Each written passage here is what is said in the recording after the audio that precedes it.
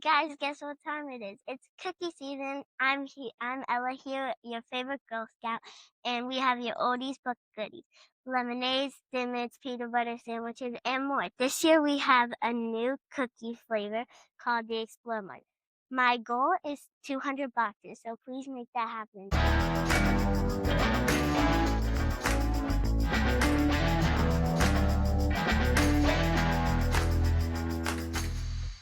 You're gonna buy cookies anyway, so why not buy them from me?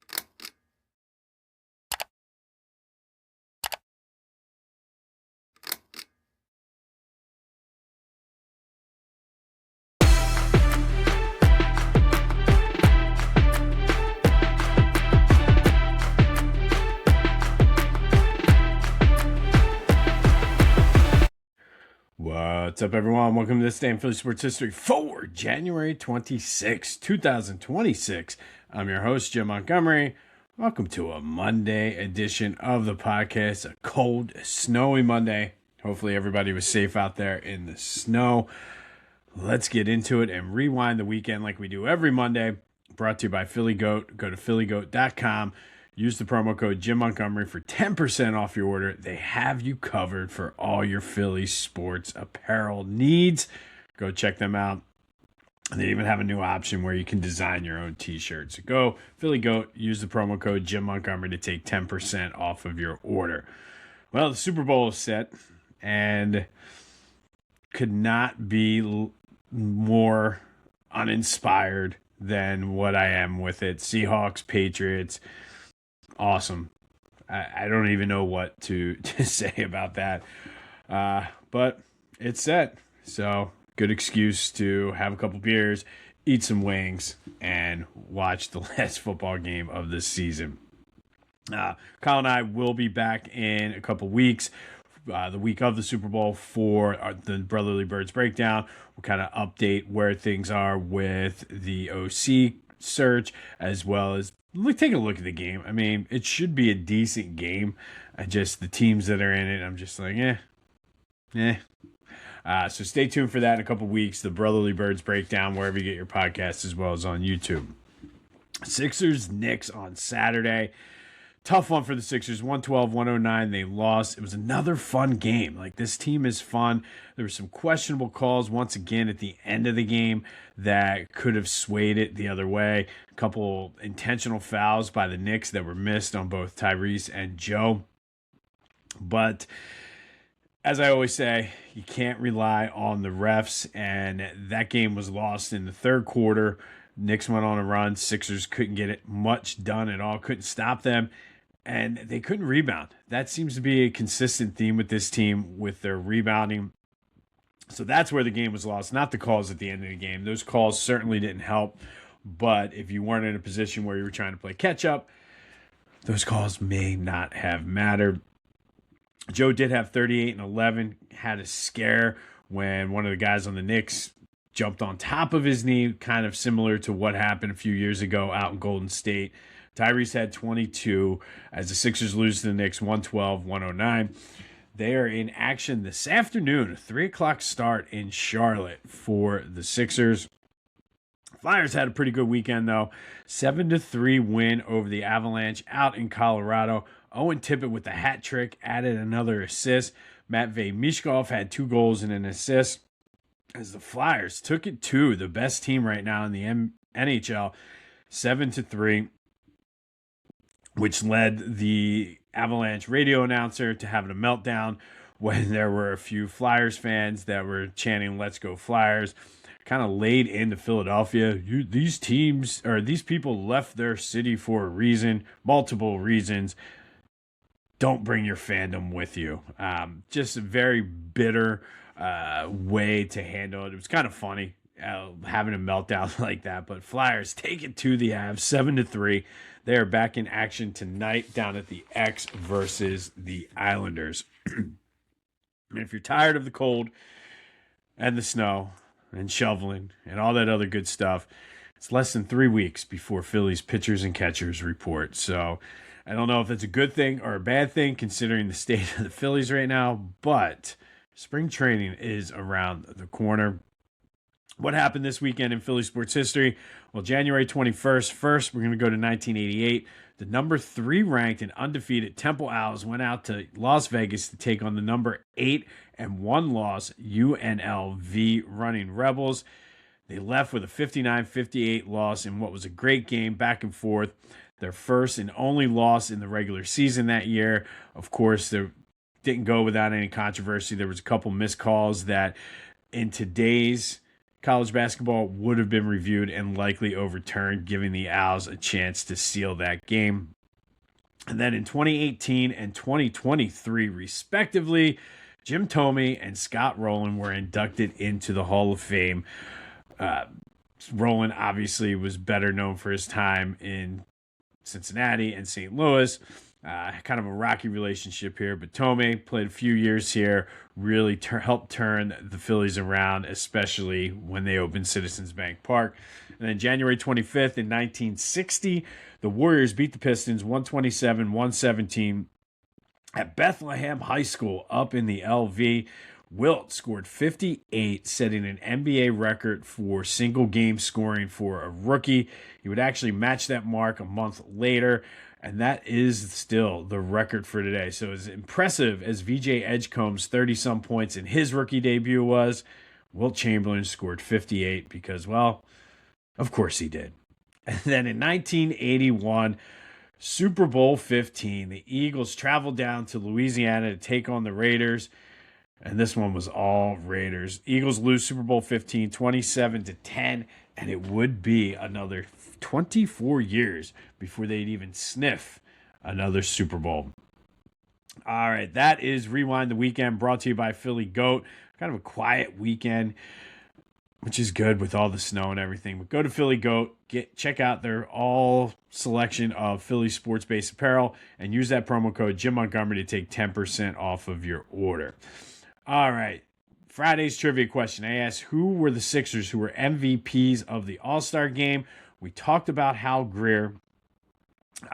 Obviously, AI won it the year the Sixers went to the finals. Charles Barkley won it in 91. And then Dr. J won it twice, 77 and 83. And those are your Sixers All-Star game MVPs. A lot of people guessing Wilt. Wilt did win the MVP of the All-Star game in 1962. We talked about it last week. However, that was while he was playing for the Philadelphia Warriors. All right, some quick housekeeping. Be sure to follow me on all social media platforms at Philly Jimbo. Subscribe to the YouTube channel, Jimbo_Mott, and continue to spread the word. I mentioned the Brotherly Birds breakdown. We'll take a look at the Super Bowl as well as the current state of the Eagles. Hopefully by then we will have an answer as to who the OC is. Seem to be turning over every stone and doing their due diligence. Hopefully that means something good is going to happen. And of course, we are proud members of the Clashing Conferences Sports Fan Network. Go to clashingconferences.com to see how you can join and get involved today.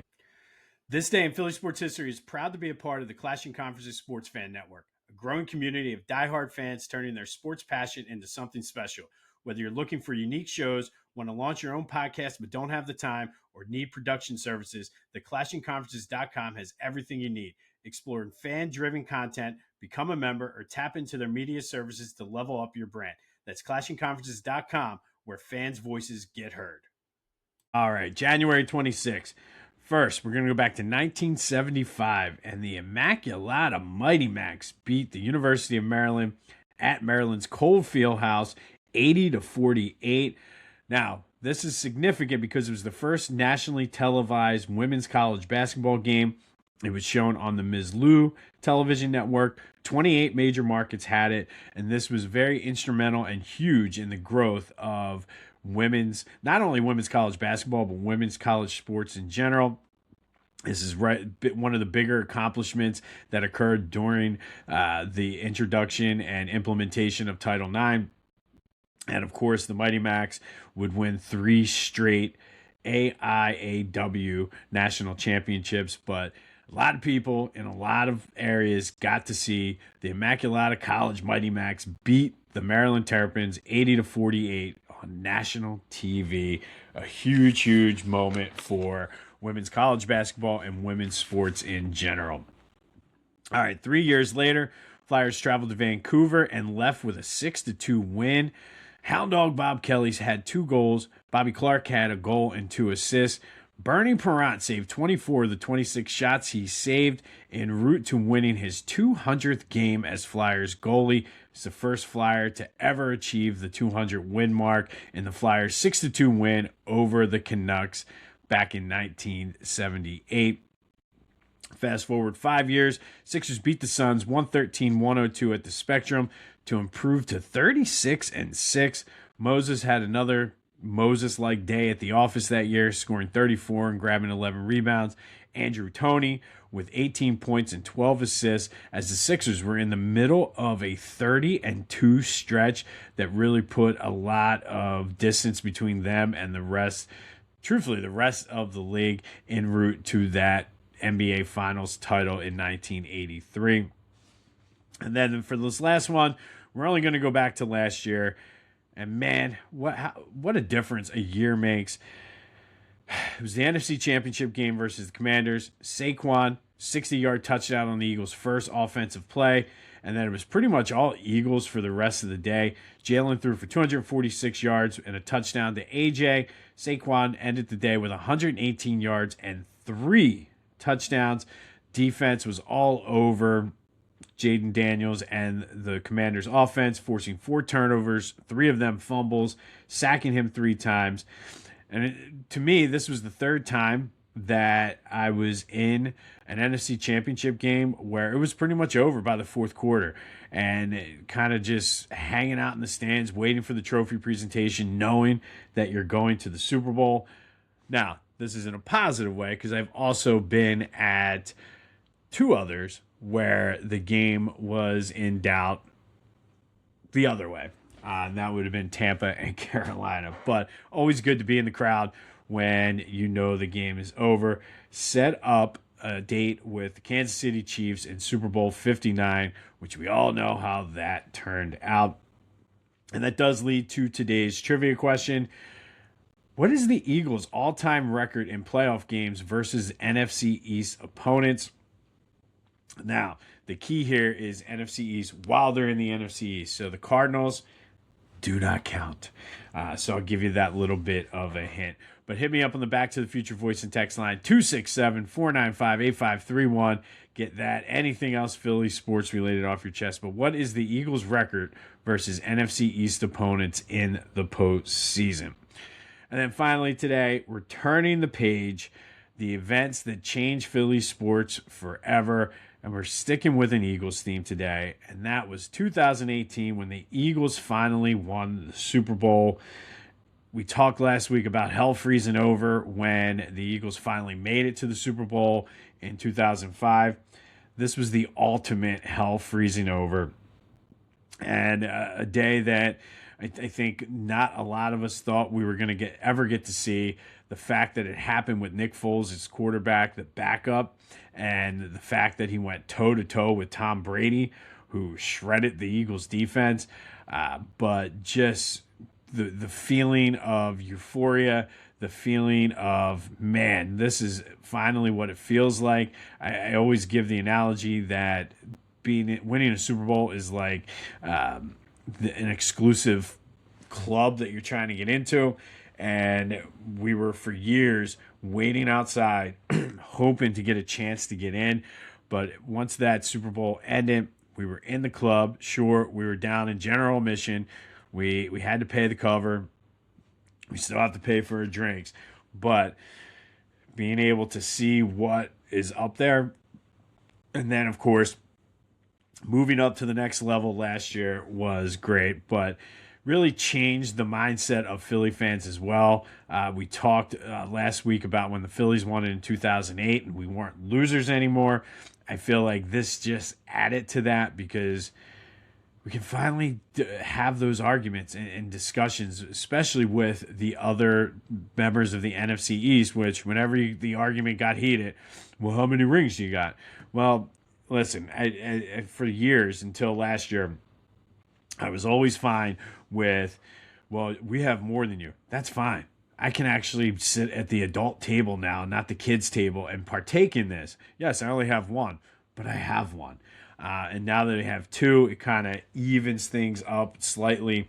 But the Eagles winning the Super Bowl 52, is today's turn the page moment that changed Philly sports forever. And I think, truthfully, it just gave the entire region rally behind that team. And truthfully, as Eagles fans, it gave us the confidence to really finally feel that we belong. On this day last year, Eagles beat the Commanders to move to the Super Bowl. Saquon Barkley with a ridiculous day. Jalen Hurts with a ridiculous day. The defense with a ridiculous day. It was just, again, I keep going back to that, but it was just so much fun to be in the stadium and sit there and know that the outcome is already, you're going to the Super Bowl, and just stress-free in the ultimate form. You gotta love it. But Eagles beat the Commanders this day, 55-23, going and punching their ticket to Super Bowl 59. In 1983, Sixers beat the Suns 113-102. Moses and Andrew Toney led the way as the Sixers were in the midst of a 30-2 run. Bernie Parent with his 200th win on this day in 1978 as the Flyers beat the Vancouver Canucks 6-2. And then the Mighty Macs from Immaculata College played in the first ever nationally televised women's college basketball game. A huge moment for women's basketball and women's sports in general. Now, with the way women's college basketball is now, there's always women's volleyball, the WNBA. You can find just as many women's sports on TV as you can men's, and it all started on this day in 1975. We'll have updates tomorrow on the Flyers and the Sixers as Flyers look to continue their winning ways. Sixers look to get back on track. Obviously, any updates on the OC search we'll have for you as well. Of course, it's Tuesday, and then it'll be time for a little motivation / positivity. This has been This Day in Philly Sports History for January 26, 2026. My name's Jim Montgomery. Go have yourselves a Monday. Stay warm out there. Remember to use your legs if you're shoveling. And until next time, I'll see you when I see you.